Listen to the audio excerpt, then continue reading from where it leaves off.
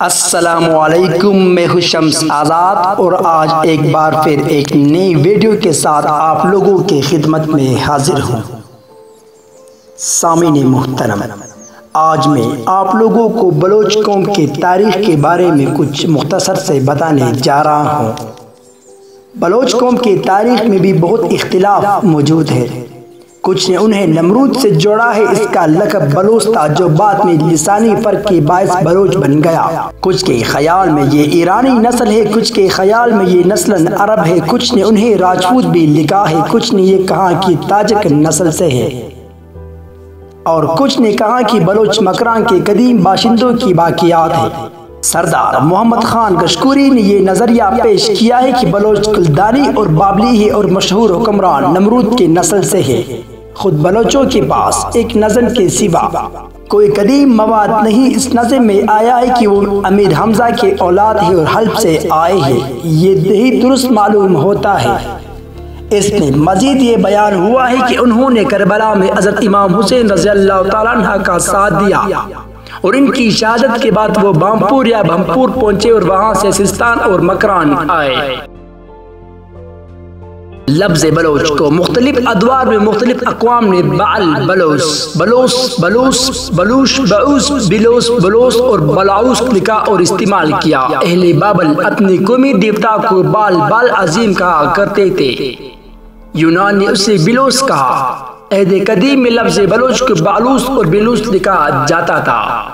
इसके बाद ये लफ्ज़ बिलोस और बालूस के तौर पर तहरीर व बयान में आता रहा। अरब उससे बरूच, बलूस और बलोच अदा करते हैं और ईरानी इससे बलोच लिखते और बोलते हैं। हमारे यहाँ ईरानी लफ्ज़ बलोच राज असल में लफ्ज़ बलोच है, जिसे अरबों ने बलोच और ईरानियों ने बलोच लिखा। अहले ईरान स्वाद अदा नहीं कर सकते, इसलिए उन्होंने स्वाद को चे से बदल कर इससे बलोच की सूरत अता की और अरबों ने स्वाद को शीन से बदला। लफ्ज़ बलोच की वजह तस्मिया नस्बी और सकनी एतबार से भी की जा सकती है। नस्बी एतबार से बलोच नमरूद का लक़ब है। नमरूद बाबली सुल्तानत का पहला बादशाह और इसे एहतरामन बलोच यानी सूरज का देवता पुकारा जाता था। ये वही नमरूद है जिसने हज़रत इब्राहिम के लिए आग का अलाव तैयार कराया था। सरदार मोहम्मद खान कशकोरी की तहकीक के मुताबिक बलोच नमरूद के बाद सुल्तानत बाबल का दूसरा बड़ा शहंशाह था। ये कहना मुश्किल है कि इन दोनों बातों में से कौन सी बात सही है, क्योंकि बलोच यानी सूरज का देवता बाबल का पहला या दूसरा दोनों बादशाह हो सकते हैं। फ्रांसिस की तहकीक के मुताबिक भी लफ्ज़ बलोच का मखज़न बलूस ही है। सकनी एतबार से भी बलोच वादी बलोच के रहने वाले ही ये वादी शाम में हल्ब के करीब ईरान के सरहद के साथ वाक़े है। खास बलोचों की नस्ल के बारे में भी बड़ा इख्तिलाफ है। फोटिंगर और खानकूफ का ख्याल है कि ये तुर्कमान नस्ल से है। ब्रिटन, लेंसन, स्पिगल और डेम्स का ख्याल है कि ईरानी नस्ल से है। सर्ची होल्च का ख्याल है कि ये नस्ल अरब है। डॉक्टर ब्लू ने उन्हें राजपूत लिखा है। प्रोफेसर कीन के ख्याल में वो ताजिक नस्ल से है। मॉकलर ने साबित किया है कि बलोच मकरान के कदीम बाशिंदगों की बाकियात है। इसके साथ ही वो ये भी कहते हैं कि रिंद बलोच नहीं बल्कि नस्लन अरब है। उल हारिस अल आलफी की औलाद है। सरदार मोहम्मद खान कशकोरी ने यह नजरिया पेश किया है कि बलोच कलदानी और बाबली है और मशहूर हुक्मरान नमरूद के नस्ल से है।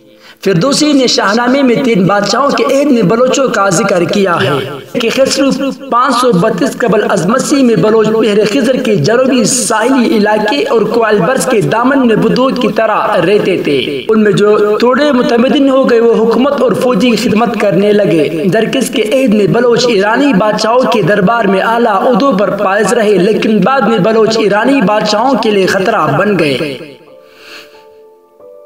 इसलिए उन्होंने निहायत बेदर्दी से इनके खिलाफ जो मुहिम भेजी थी, इसका तज़किरा फिरदौसी ने शाहनामे में बड़ी तफसील से किया है। गुमान है कि इसके मुहिम के नतीजे में बलोचों की कौत इस इलाके में टूट गई और मजबूरन जनूबी मशरिकी पहाड़ों में जाकर रहने लगे। लेकिन डिब्स ने अपनी किताब दी बलोच रीस और किंगो स्की ने अपनी किताब पीपल ऑफ पाकिस्तान में कियास किया है कि सफेद हुनों की यूरिश की वजह से बलोचों ने बहर खिज़र के जनूबी पहाड़ों से करमान की तरफ कूच किया। बहरहाल इस सिलसिले में कोई बात वसूख से नहीं की जाती कि करमान की बलोच खानाबदोशों का जिक्र अरब सियाहों, मोरिखों और जोग्राफिया नवीसी से भी किया है।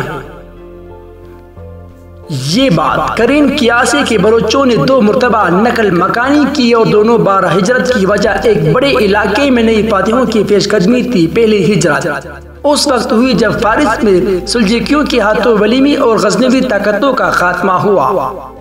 उस मौके पर ये लोग करमान छोड़कर सिस्तान और मगरबी मकरान के इलाकों में आकर आबाद हुए। दूसरी बार उन्होंने इस इलाके को छोड़कर मशरकी मकरा और सिंध का रुख किया। ये हिजरत चंगेज खान के हमलों और जलालुद्दीन मंगोल की वजह से हुई। दूसरी हिजरत के नतीजे में उन्होंने पहली बार वादी सिंध में कदम रखा, जिससे उनके लिए तीसरी और आखिरी हिजरत का रास्ता हमवार हुआ। और इस आखिरी हिजरत इनके बड़े हिस्से को हिंदुस्तान के मैदानी इलाकों में मुंतशिर कर दिया। इस आखिरी हिजरत का जमाना हिंदुस्तान में तैमूर लिंग के हमले और बाबर की यूरिश का जमाना है। बलोचों का जिक्र शहनशाह बाबर के खुदनोश तज़किए बाबरी और शहनशाह हुमायूं की बहन गुलबदीन बेगम की तहरीर करदा हुमायूं नामे में भी मौजूद है। शहनशाह बाबर ने लिखा है कि मैंने खिदर अलमदार को बलोचों की तरफ भेजा। बेरे और खुशाब से दूसरे दिन बलोच घोड़े की डाली लेकर आए और इताअत का वादा किया। 1549 ईस्वी को हुमायूं ने शेरशाह सूरी से चुनसा के मुकाम पर शिकस्त खाई और दश्त नूरदी के आलम में उकाड़े के करीब सतगरा पहुंचा, जहां मीर चाकर खान के एक अमीर बख्शू बलोच ने शहनशाह को गले के सुख किश्तिया इमदाद के तौर पर दी। गुलबदीन बेगम ने जो हुमायूं के साथ हुमायूं नामे में बख्शू बलोच की इमदाद का शुक्रिया अदा किया है। ईरान जाते हुए शहनशाह हुमायूं ने बलूचिस्तान से गुजरा। जब वो नुश्की पहुंचा तो एक बलोच सरदार मलक खती ने इसे पनाह दी और अगले दिन इसे ईरान की सरहद पर छोड़कर आया। शहनशाह ने इनाम के तौर पर इसे एक अनमोल हीरा दिया। शहनशाह हुमायूं तख्ते दिल्ली के लिए हिंदुस्तान पर चढ़ाई की तो इसके लश्कर में 40,000 बलोच जवान थे, जिनका सालार मीर चाकर खान रिंद का बेटा मीर शाह दाद खान था। एक अजीब बात यह कि बलोची जुबान में जितनी भी कहानियाँ मिलती है वो सब मीर चाकर खान रिंद के जमाने या इसके बाद की है। इससे कबल के जमाने में कोई कहानी मौजूद भी है या नहीं, ये एक मसला जिस पर मजीद तहकीक की जरूरत है।